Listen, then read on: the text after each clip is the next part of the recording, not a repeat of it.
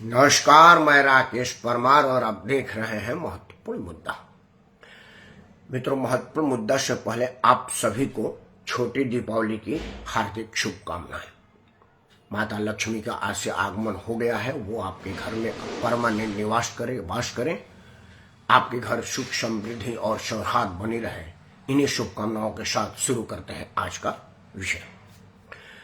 मित्रों, बिहार का विधानसभा चुनाव 2025 का नामांकन का तिथि पहले चरण का मेरे ख्याल से अब समाप्त होने के कगार पर या समाप्त हो गया है।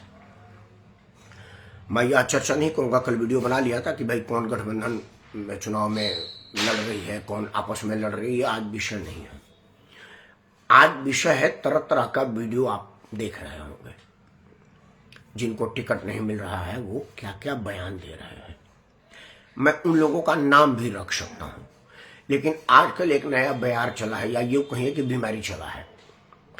अगर आप भारतीय जनता पार्टी के पक्ष में कोई बात कह रहे हैं या ऐसा बात कह रहे हैं जो भारतीयता, भारत या भारतीय जनता पार्टी के पक्ष में जाता हुआ लग रहा है, तो फिर आप बिके हुए पत्रकार हैं, गोदी मीडिया है, आप चमचे दलाल हैं, आप पत्रकार के नाम पर बेकार हैं।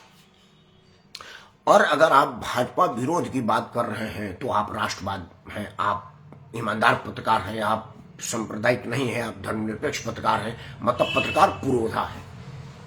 वो अलग बात है कि आप पत्रकारिता के नाम पर पूछे कि कौन जात हो भाई, लेकिन जब उसका भाई ही बलात्कार के केस में फंसे तो फिर स्किन काला ना करें।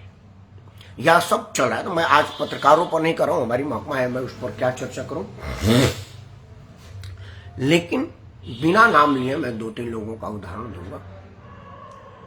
एक आदमी आज एक बड़े नेता के दरवाजे पर कुर्ता फाड़ कार्यक्रम किया। उसने उस नेता के युवराज का नाम लिया और उसके सिपहसालार का नाम लिया कि 2 करोड़ रुपया मैं दे दिया था, 10 करोड़ रुपये टिकट बिक दिया। एक और उभरती हुई पार्टी के बड़े ऊंचे पदाधिकारी ने अपना पद त्याग दिया, उनको टिकट नहीं मिला था, हालांकि उन्होंने कहा कि टिकट मेरी वाली इतने रुपए में बिक गई। अब मैं यह प्रश्न पूछ रहा हूं आपसे कि क्या यह अब मुद्दा है? देखिए, भ्रष्टाचार अब भारतीय राजनीति में मुद्दा नहीं है।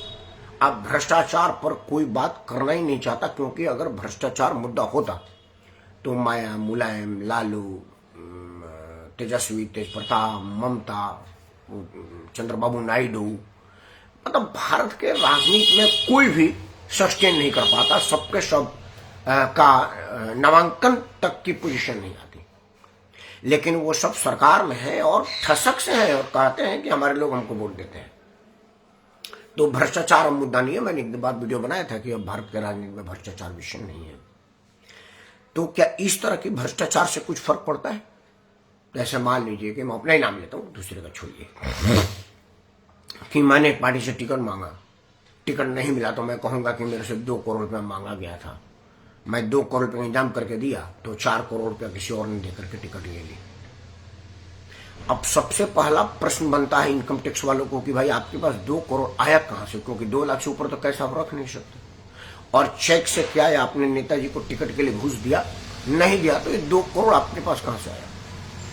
लेकिन चूंकि हमारे देश में नेताओं से पूछने का कोई प्रश्न नहीं, वो एक नेता है ना थुलथुला सा, वो रुपया बांट रहा है और कह रहा है कि मैं क्या करूं, चुनाव आयोग जो मर्जी करे, हम अपने लोगों का मदद करना नहीं छोड़ेंगे, हम तो मदद करते रहेंगे। और गड्डी का गड्डी निकालता है।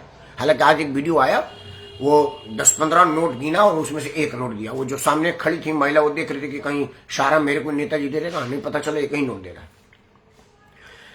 लेकिन कोई उससे नहीं पूछ रहा कि भाई तेरा तनख्वाह कितना है संसद ग्रुप में, व्यवसाय कितना है, काम क्या करता है कि रोज गड्डी बांट रहा है, आता कहां से, या कोई नहीं पूछता, हमारे पूछा नहीं जाता। अरे भाई, एक नया उभरता हुआ राजनीतिक दल कह रहा है कि ये भ्रष्टाचारी है, वो बेईमान है, वो बिल्कुल अरविंद केजरीवाल की तरह। और वो अपना वाला नहीं बताता कि राजनीति में पहली पारी है उसकी, इसके पहले किसी भी सरकारी पद पर, राजनीतिक पद पर वो आदमी नहीं था। और सबसे महंगा चुनाव प्रचार उसी का चल रहा है। उसने अग्नि मुतने के लिए कई करोड़ की गाड़ी ले रखा है। वो सिर्फ जो दिन में 1 आध बार पेशाब करता होगा और शायद 1 या 2 बार पैखाना करता होगा, उसके लिए कई करोड़ की गाड़ी पीछे पीछे चलती है।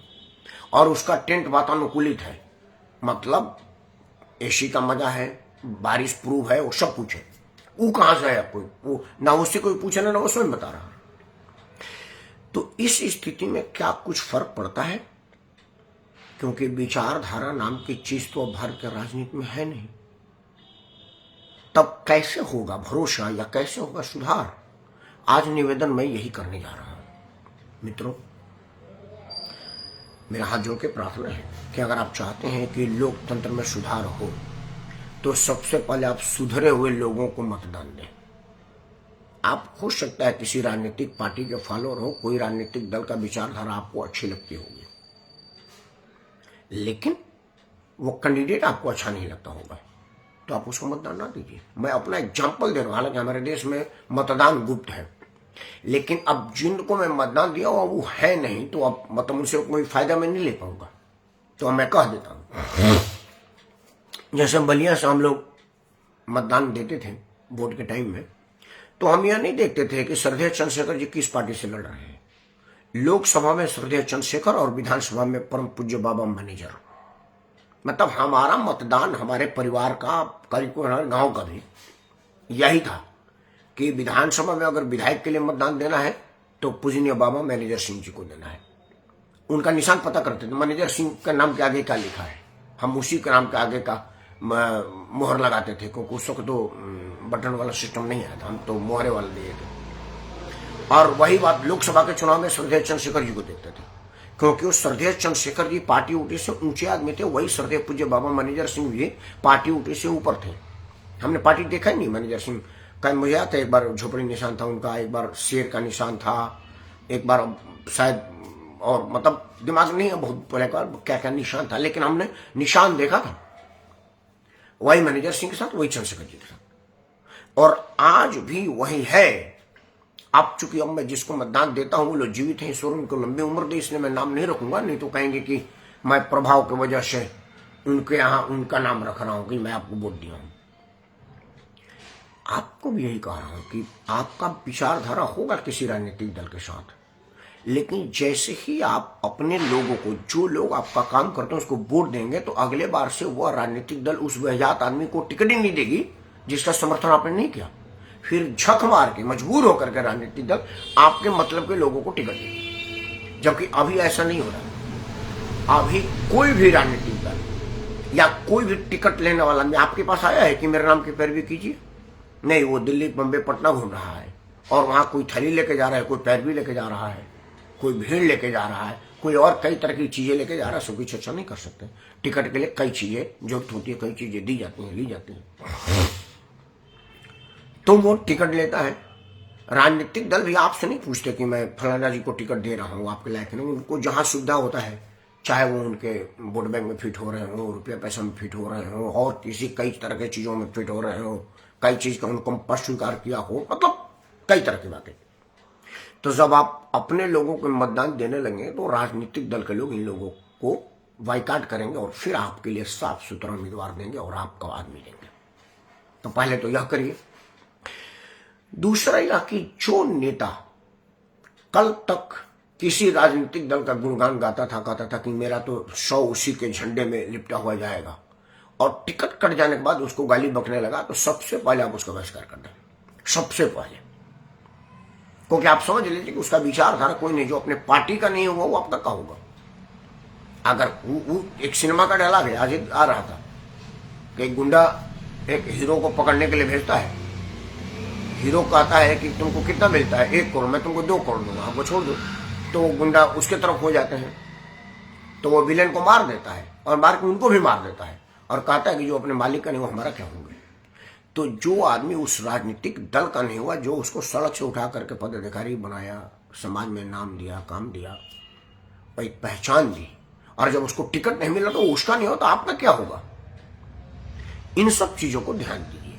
हाँ, कुछ लोग ऐसे होते हैं जो वाकई जनता का काम करते और जनता के लिए होते हैं, लेकिन राजनीतिक दल के लोग किसी प्रलोभन में, किसी दबाव में, किसी प्रभाव में किसी और को टिकट देते, उसका टिकट काट देते हैं। ऐसे एक्सेप्शनल केस में आप उसका मदद दीजिए, अगर आपको पता है कि यह सच्चा और पक्का आदमी है। लेकिन विषय यही है कि आया राम गया राम, इनकी क्या हमारे राजनीति में है कोई काम? मेरे ख्याल से नहीं है। तो आप भी उनको नहीं करें और ऐसे लोगों को चुनें जो सच्चे हों, साफ हों, आपके लिए काम करने वाले हों। पार्टी, राजनीति, जाति, धर्म, क्षेत्र अपना ये सब भूल जाइए। आपका अपना चाचा का बेटा भी विधायक बन जाएगा तो अपने आपके चाचा को ही देगा, आपको नहीं देगा। आपका सिर्फ इस्तेमाल करेगा, ये ध्यान रखिएगा। हमने बहुत से MP MLA को देखा है जो खुद तो धनी हो गए, भाई भीख मांग रहा है। हमने बहुत से IAS अफसरों को देखा है जो खुद तो बढ़िया जीवन जी रहे हैं, उनका अपने परिवार के लोग गाँव में खेती बाड़ी पर आश्रित है। तो आदमी अपने अलावा किसी और की नहीं सोचता। अगर कोई उस दूसरे के लिए सोचता है तो उसका साथ दिया जाना चाहिए। इन्हीं शब्दों के साथ मैं राकेश परमार एक बार पुनः आपको छोटी दिवाली का हार्दिक शुभकामनाओं के साथ अच्छे और सच्चे ईमानदार उम्मीदवार के पक्ष में मतदान की अपील के साथ यह वीडियो बंद करता हूँ। आया राम गया राम हमारे राजनीति में नहीं होगा। नमस्कार, धन्यवाद।